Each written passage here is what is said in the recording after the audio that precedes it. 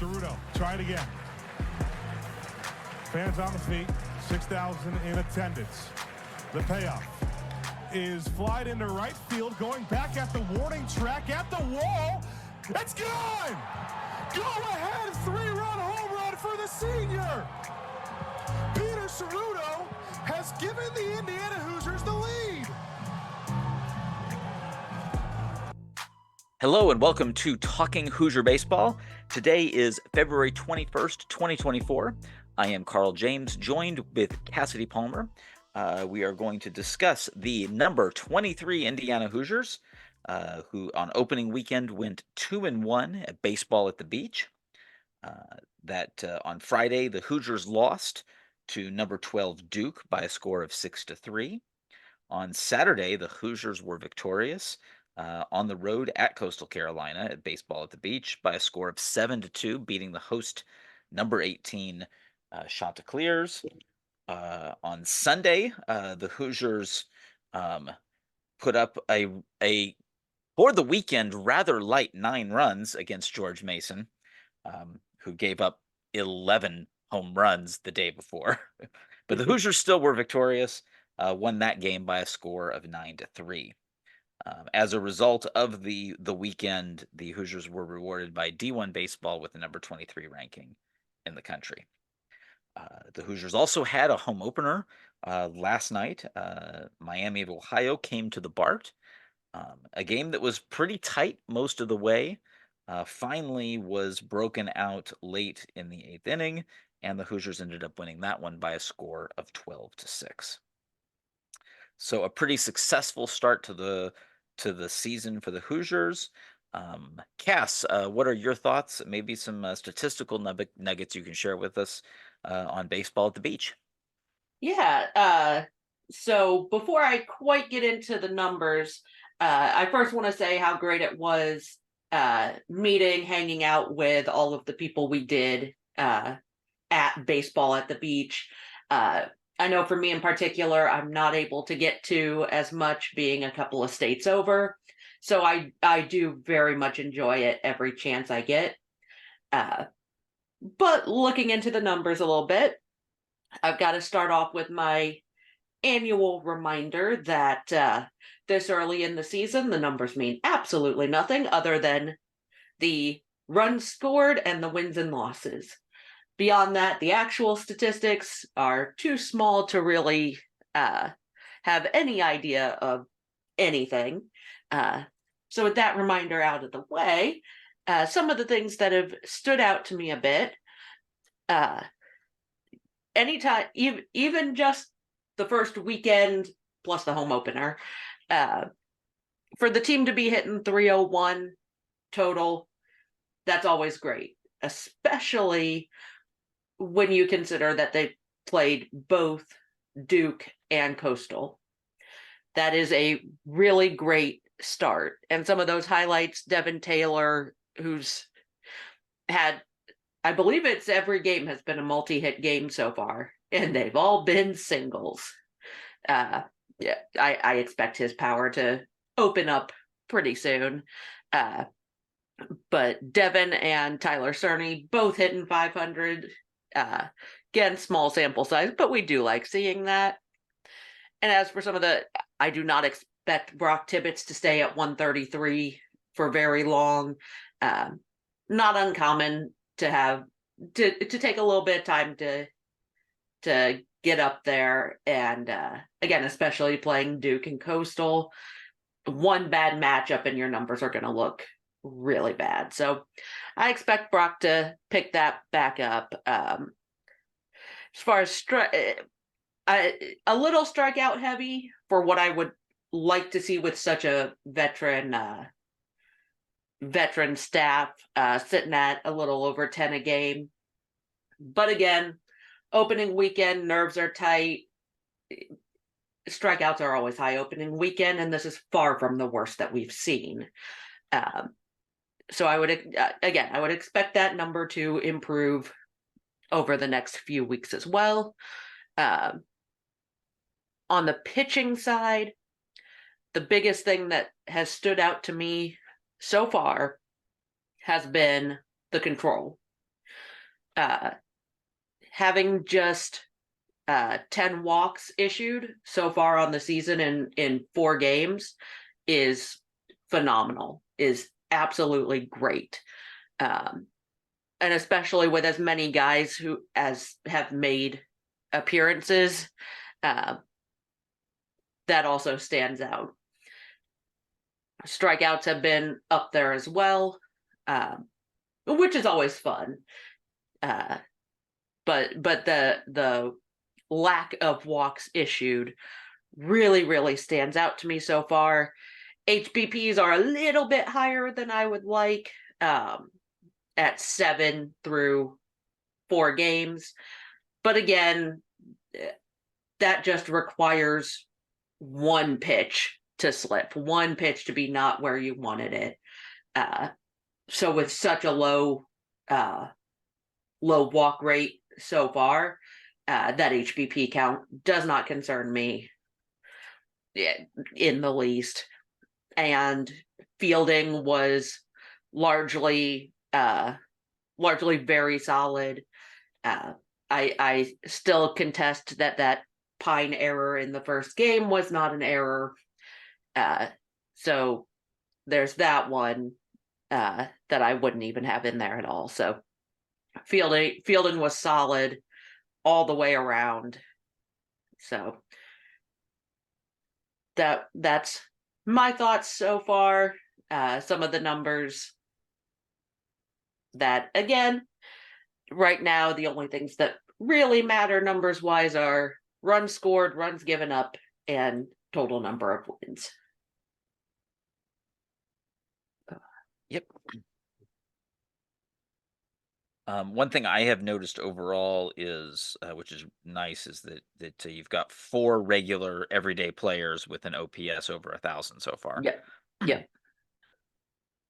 And Brandon Burkle's not that far off from that either. Right. Actually, neither is Joey B. Joey B, yeah. And I will say one non-numbers thing. I was very impressed by how Joey handled himself coming into the Sunday game in a situation like that. For a guy who's a redshirt freshman to come in that kind of situation around an injury, and to man his position and all of that, like I was very impressed in the maturity for a redshirt freshman to do that.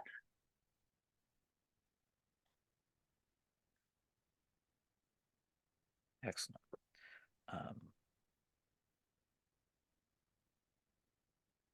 And this is what I really like here is, let's see, we've got what, 1, 2,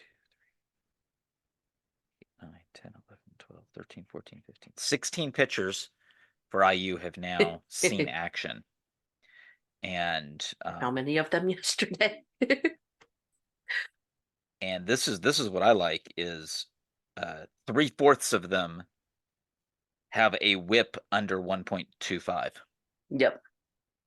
Including all 4. 3 of the ones who have enough innings to count. Yeah.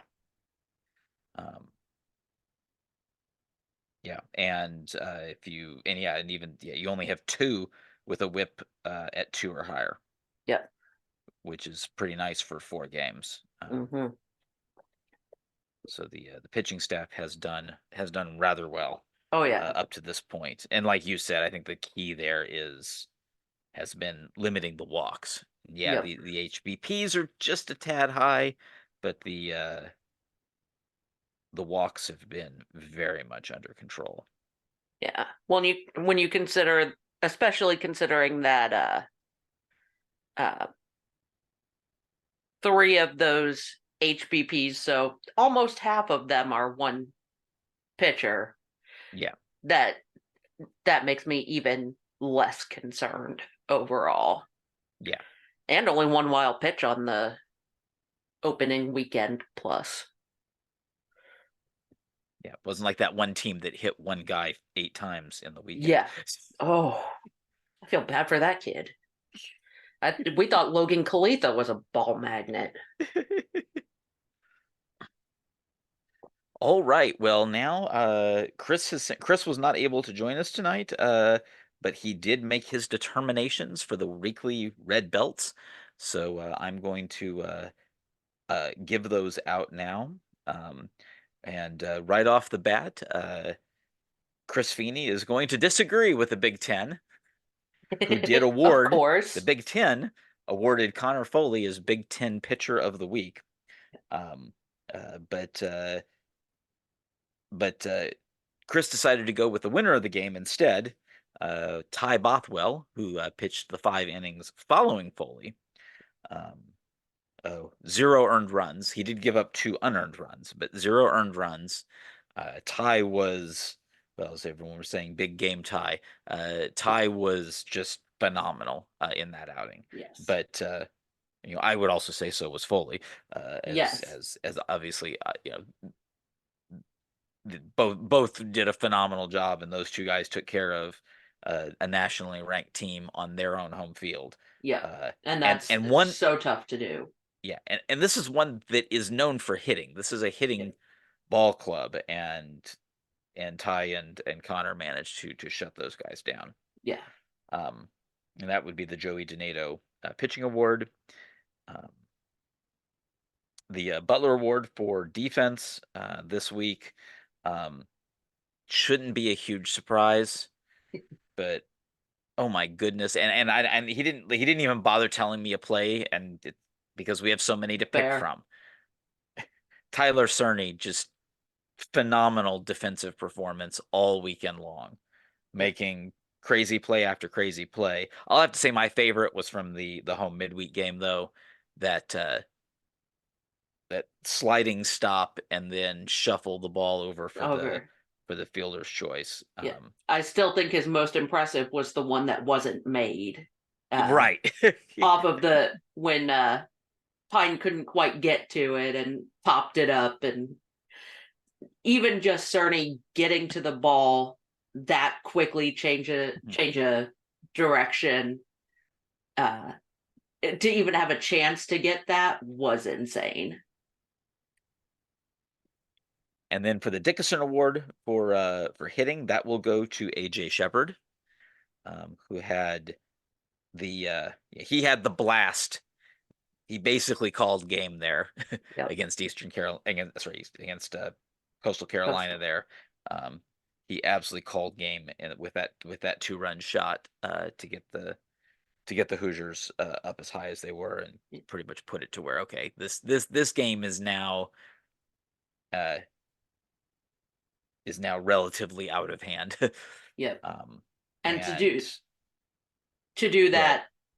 that, having only been working against live pitching for 3 weeks, he came out so strong. Yeah, That's nuts. it was very impressive, and of course he had another home run on Sunday, so he had 2 bombs on the weekend, but unfortunately he only was able to play half that game due to Yeah. the collision at first base, which there's now been enough public information that we can say that he did. So it was a collision at first. The bang bang play. It was a really tough play throw that Seti Manase had to make, and just the way the scenario came into play, his arm was there, collision happened, and Freak accident. freak accident. Yeah, his wrist was hit, and then there was I'm somewhere around here Yeah. on the left hand, Yeah. the Between the the arm wrist and was elbow. yeah, the arm was broken. He had surgery on Monday. Um, Hearing a couple different timetables. I think Coach Mercer in his presser yesterday said something along the lines of 6 to 8 weeks, maybe is what they've heard, but didn't really seem all that committal on a specific time frame. Except for he did make this statement, and that was AJ will play baseball for the Indiana Hoosiers sometime this year. That's always So good to hear. so that was the one very clear statement in all of that, was that we expect AJ to be back. Yes. And given what he was able to do, we are all looking forward to that. Although from a perspective on the team, there is so much talent that Yes. we're also feeling confident that that Joey Brincheski can step up Yep. in the games at first base when Brock is catching, And Jake and Stadler the other direction. yeah, who is another player you have to say was very impressive. Hmm. You know, in general, the honestly the thing I'm most thrilled about is the defense. Yep. Um, Defense is important. That Indiana feels like an faced understatement. Yeah, but but you look at statistically over the years, and it's not universal. There have been some good defensive teams that have gotten some poor defensive teams that have gotten to Omaha. But in general, you look at the SEC, you look at the teams that tend to dominate the game in college baseball, they play really good defense most of the time. You typically Yeah. see those, and you see a giant drop off from the mid majors. Even if those teams hit well, they Yeah. don't tend to play as good a defense. So part of the mark of being, a top 25 program is having a solid defense. So Yeah. that's making me feel very positive after the weekend. And especially on opening weekend, which tends to be on the sloppier side anyway. Nerves are at an all-time high, adrenaline is pumping, and that's the way it usually happens. Is some of your sloppiest play is gonna be opening weekend, Yeah. especially when it was not particularly warm Saturday or Sunday. I think it was warmer yesterday than it was at Coastal on Sunday. Oh yeah, I can assure And you so, it was. and so to have that bit of cold weather and still maintain on a natural field, mostly natural, the edge was not, to do that when they are mostly uh, working on turf in the winter, whether it's in Mellencamp or out at the BART. I very much love to see the strong defense all around. Yeah. All right. Well, now we will turn our eyes to the upcoming week for the Hoosiers. The Hoosiers have 4 games upcoming. 3 this weekend. Will be in Waco, Texas, against host Baylor Bears. Baylor is in the Big 12 conference. Good news about the Big 12 is, for those of you that are ESPN Plus subscribers, is that the games will be streamed on ESPN Plus. So you'll want to check those out. Oh, I did not forgot to pull up the times because I'm looking off of a different site. Oh, uh, I think we've got 7:30 for Friday. 7:30 Friday night, 3 p.m. on Saturday, and 2 p.m. on Sunday. Those are all Eastern time. So obviously, if you're local, you'll want to adjust for Central Yes. Time there. For those of you that are making the trip to Waco, also we know we have lots of Hoosier fans that live in Texas. So and Yes. we've been seeing multiple interactions from folks that live in Texas that are excited for their Mhm. opportunity to take a look at the Hoosiers, both this coming week and the following week, in which the Hoosiers will be in Frisco, Texas, the following week. But we're just going to talk about Baylor today. Baylor is currently 1-3 on the season. They won their their week their weekday matchup against Lamar last night by a score of 11-5. They did compete in the Globe Life Field opening weekend tournament, where they dropped a pitcher's duel to Nebraska by a score of 4-1. They also lost on Saturday to Oregon by a score of 7-4, and then to SEC powerhouse Tennessee. They lost on Sunday by 11-5. Baylor really, really struggled all of last season. Um, I actually don't have as much details on them as some other opponents because they didn't even rate a preview uh, coming up. But at the same time, I've actually heard a few more positive things about the team from this past weekend. I mean, they had some really tough competition, so I wouldn't put too much stock on the particulars when it comes to the record at this point. But they've managed to have some positives that will be important to look at. Um, One of their pitchers, Mason Marriott, pitched 5.2 innings, only giving up a single earned run. And in fact, if you look at their starting pitchers, none of their starting pitchers lost games. So their all of their all the losses have been attributed to the bullpen at this point.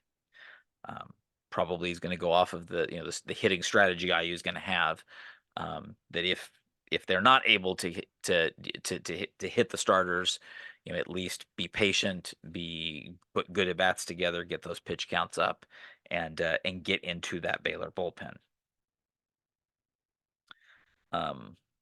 They do have right now their top hitters. Gavin Brzezowski is hitting 500. Enzo Apodaca is hitting 438. So they've got two batters at this point hitting over 400, which of course those are the big numbers you see this time of year when you're only looking at four. They have no one yet with multiple home runs, but they do have 5 hitters that have hit home runs up to this point. So they've got a lot of guys that are capable of leaving the yard, and they've got some starting pitching that can go at least somewhat deep. So, and of course they're going to be playing on their home field. So that's and they've won their one game on their home field so far. So this is a Power 5 test on the road. I given that Indiana's coming in ranked, I think the expectation is that Indiana wins the series. But nothing is guaranteed in that, as we've seen from some other matchups around the country. Things can be difficult, and that Baylor's going to be amped up for this one. The first, well, not their home opening game, but it is their home opening series, and they're playing against a ranked team. So this is something that they're going to want to prove themselves. Yep. And a quick look at the weather. Friday night could get a little bit chilly with a low of 46, which is still better than Coastal was at the end, but that could be a little chilly there for an evening game.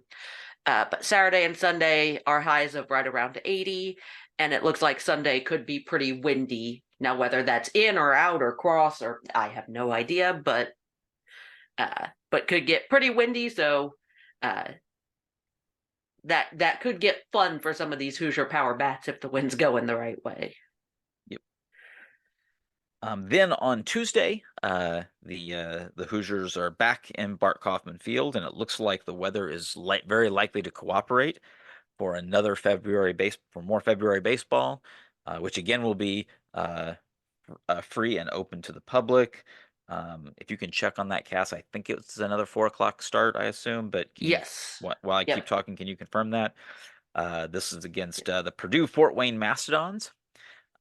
Purdue Fort Wayne has been gradually improving since they've come into Division I, but they're still very new to Division I. And this is clearly a game that Indiana is expected to win easily. This past weekend, they had a series with Murray State where they were outscored 32-5. So it was a very tough 3 games in Murray, Kentucky. But playing Kentucky this past weekend, that had to have been cold though. So yeah, the weather's going to be a little bit warmer. And hey, this is still Division I baseball, and a warm day at the Bart, the ball could be flying for both sides. So the expectation is that may see some arms, and based on what Coach told us yesterday, expect to see some arms that have not yet thrown. I mean, it's awesome that we're still. I mean, their pitchers were excited to see that we haven't seen yet, and we've seen 16 pitchers so far. Yes. The depth is phenomenal. So we made that number may get up to 21, which I think will beat the record they had from last year. So we could have 21 people having thrown pitches for IU. but it's going to provide some opportunities. But it's going to be, I think, above all else, up to the offense to generate double-digit runs and give that pitching staff a little room to experiment and show what they can do. Mhm. So sorry, did you verify the time on that? Yes, it is 4 o'clock Okay. Eastern time. So 4 o'clock at the Bart. The home opener yesterday was a great experience. Weather wasn't quite as nice as it's predicted to be next week, but it was still pretty nice. 55 degrees and sunny when we started playing ball. I think the recorded crowd was around 1,700. It was a really nice crowd. Uh, I can say Chris and I both had multiple conversations with fans and those of you that are already listening to the podcast that came up to us, and that was awesome to get the chance to talk with you guys and let us know that somebody's listening and that what we're doing is appreciated. And of course, for us, it's about following this team and giving these players and this program recognition.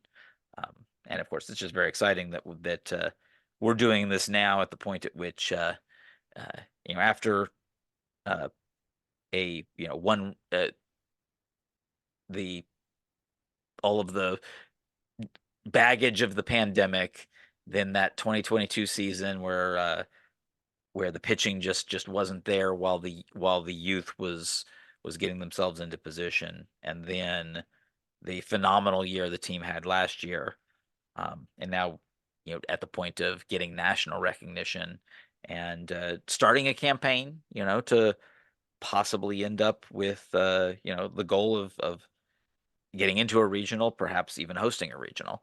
And that's a long way off, but each step of the way, and this is the one thing, there isn't really a preseason. Yep. it's Yep. it's there is a definite usage of multiple players and opportunities for players to make impact. But like Coach said, the first priority is still to win baseball games, and they are working hard on that and have an opportunity to go into Frisco with a really really good record when they are going to face some significant competition in a week and a half when they head up to Frisco. Um, So we've covered our red belts, we've previewed, and we've taken a brief look back. Hopefully next week we'll have a more of the gang here, and we'll do a little Yes. bit more of a deep dive. Uh, but just want to say I echo Cassidy's thoughts on the beach. Uh, Being in Conway, being at Coastal Carolina, that's a really awesome field. So if you Yes. happen to be in that part of the country during baseball season, uh, uh, get out to Springbrook Stadium. It's a neat experience. The Yep. outfield is a boardwalk, Yep. It's and very teal. Very lots of teal. teal. But those Adirondack bar stools in along the outfield, I had never seen something like that before. That was a new one. I liked those. They actually have a sandbox for kids to play Yes. in. I actually really like those the stadiums that have those setups with the bullpens that are low, and a Mhm. lot of the newer stadiums have them where they're right there at the edges of the Yep. outfield fence. Yep. It is a short fence, so Yes. which Very which is one of the things that helped Duke hit 11 home runs, 11 home runs on Saturday. except for the one inside the park. Oh, Made that's true. that one That's all right. the That's more right. impressive. Yeah, but the tall fence, he hit the top of that tall fence. That's right. Yes. Only 10 of those got out of the park. Uh, but well, the other piece of that though was just uh, such a great scheduling job to get into that tournament because of all of the eyes that were on it. Um, D1 baseball had three different guys there, and uh, and we actually got a chance to speak a bit with Aaron Fitt, which was a really cool experience. Yes. Um, to have to get to talk to Aaron Fitt, but Stephen Schock and David Seifert were there. Um, And I think that helped with. I mean, I think it literally helped with getting that national ranking Yep. because it was, all of the scouting reports and the previews really didn't have a lot of questions. This Indiana team is gonna produce runs. Yeah. May not be every single game, but we know that you just know from the track record and the depth that's here in this lineup, it's going to produce runs. The question was, can that pitching staff take the next step? Took a huge step from 22 to 23. And as when we spoke to Coach Dustin Glant, the pitching coach, he talked about the fact that they basically took off 100 walks year to year, Yeah. and they're wanting to do that again, and they're already basically on pace to do that. Yeah. The question is, can they keep that going? But a lot of it you can see is also philosophical change, which is that they are attacking more. They're not trying to generate as much swing and miss outside of the zone. Yeah. They're going to use those nasty pitches in the zone, but that is going to give opportunities to teams that can slug.